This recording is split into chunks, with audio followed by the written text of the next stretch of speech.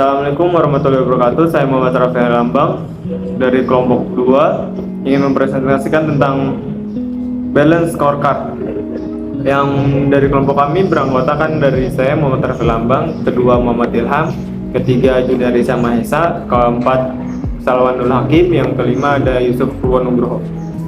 Yang pertama dari balance scorecard adalah pengertiannya, yaitu balance scorecard berasal dari dua suku kata yang artinya balance berimbang dan scorecard yang artinya kartu skor.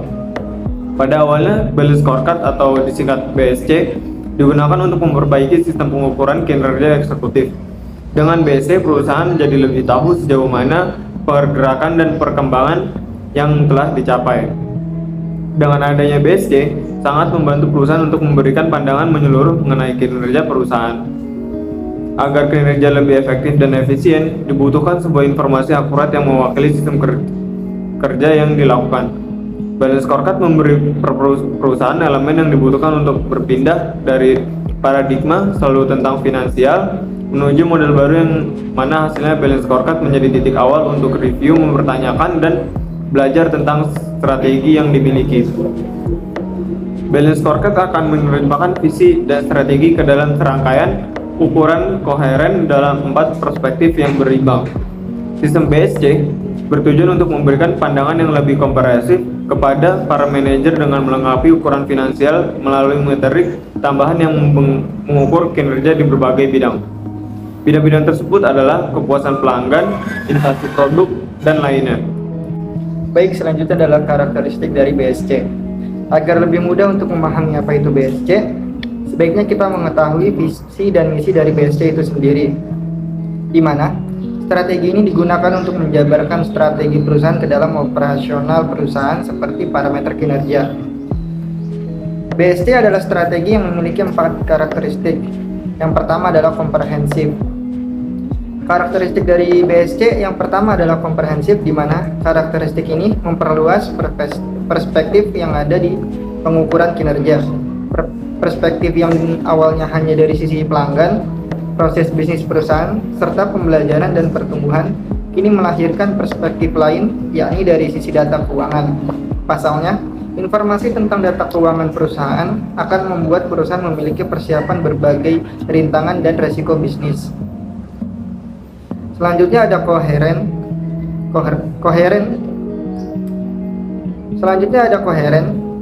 Karakteristik yang kedua dari BSC adalah koheren, di mana perusahaan harus menghubungkan setiap perspektif untuk membangun relasi.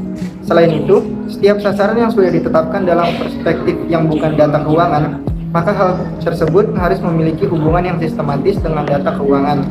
Selanjutnya ada karakteristik seimbang.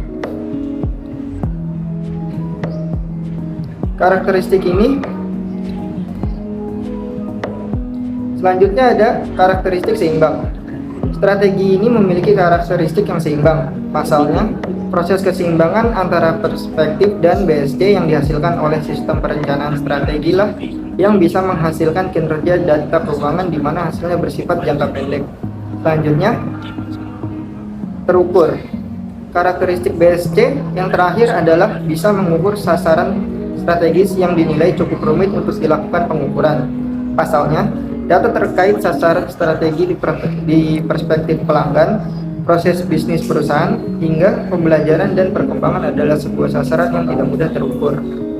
Akan tetapi, dalam strategi BSC, 3 perspektif non-keuangan tersebut bisa ditentukan ukurannya sehingga tersebut bisa digunakan sebagai tolak ukur kinerja sebuah perusahaan. Selanjutnya, fungsi balance scorecard. Pertama, sebagai alat ukur perusahaan terkait visi dan misi yang dibuat dan telah dicapai. Yang kedua, sebagai alat ukur keunggulan kompetitif yang dimiliki oleh perusahaan.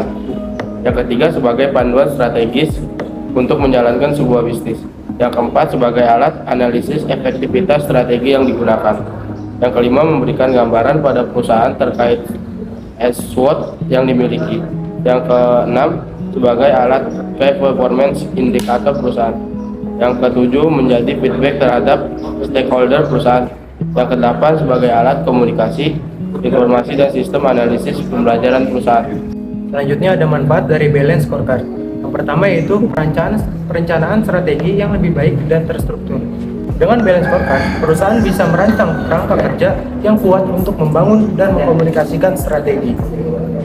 Kemudian yang kedua, untuk meningkatkan komunikasi strategi dan ketetapan eksekusi.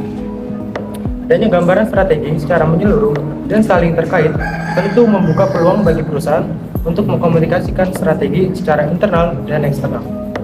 Kemudian yang ketiga, memudahkan tiap karyawan untuk melihat bagaimana goals individual mereka berkaitan dengan strategi perusahaan. Dikarenakan rangka kerja yang telah terbangun dengan jelas, balance scorecard akan membantu tiap karyawan untuk menyelaraskan tujuan mereka dengan goals perusahaan. Kemudian yang keempat, memastikan strategi tetap berjalan pada tracknya. Dengan balance scorecard, perusahaan bisa mengukur dan memantau perkembangan perusahaan menuju goals. Sehingga jika terjadi sesuatu di luar dari perencanaan perusahaan, bisa langsung sigap tanggap dan mengupayakan bagaimana kondisi bisa terkendali kembali. Selanjutnya ada tujuan balance scorecard. Tidak mudah untuk membuat strategi balance scorecard karena kamu harus membutuhkan waktu untuk melakukan analisis yang panjang. Berikut adalah tujuan dari digunakannya balance scorecard. Yang pertama, mengkomunikasikan target perusahaan dengan lebih jelas. Yang kedua, membantu perusahaan dalam menyusun job desk karyawan yang sesuai dengan strategi yang sudah dibuat. Yang ketiga, membantu menentukan prioritas proyek, produk, dan layanan yang akan dibuat. Yang keempat, membantu mengukur serta memantau perkembangan perusahaan ketika berjalan menuju target yang telah ditetapkan. Kesimpulannya, perspektif data keuangan adalah hal yang menjadi perspektif utama dalam perencanaan. Masalah jika kamu menggunakan proses pembukuan yang masih manual, tentu akan memakan waktu yang lebih lama serta akan menimbulkan resiko. Sistem akuntansi yang ada pada masa telah teruji bisa membuat pekerjaan pembukuan yang berkaitan dengan data keuangan akan selesai dengan lebih cepat dan akurat. Sekian presentasi dari kami, kurang lebihnya mohon maaf. Wassalamualaikum warahmatullahi wabarakatuh.